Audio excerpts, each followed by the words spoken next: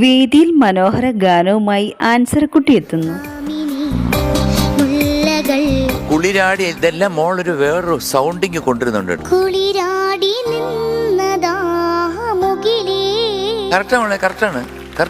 പിന്നെ അതെന്തിനാ തെറ്റിയെന്ന് പറഞ്ഞാൽ പാവക്കൂത്ത് എന്ന ചിത്രത്തിന് വേണ്ടി ജോൺസൺ മാഷ് ഈണം പേർന്ന് കേസ് ചിത്ര ആലപിച്ച ഗാനം അതിമനോഹരമായ താരം ആലപിക്കുന്നത്.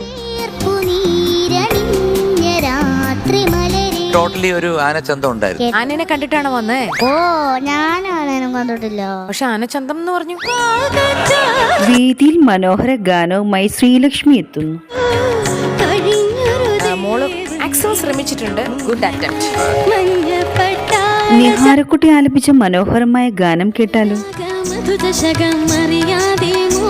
നല്ലൊരു പാട്ട് വെച്ച് കീറി.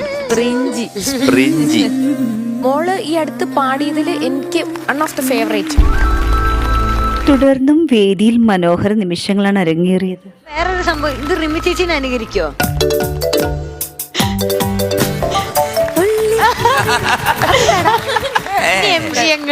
എന്തെങ്കിലും.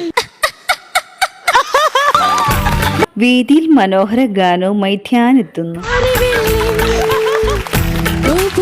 നമ്മളെ ഏകദേശം സെയിം സൈസ് ആയിരുന്നെങ്കിൽ ഇന്നലെ പാട്ട് ഞാൻ ഷർട്ട് ഞാൻ ഊരി മേടിച്ചത്.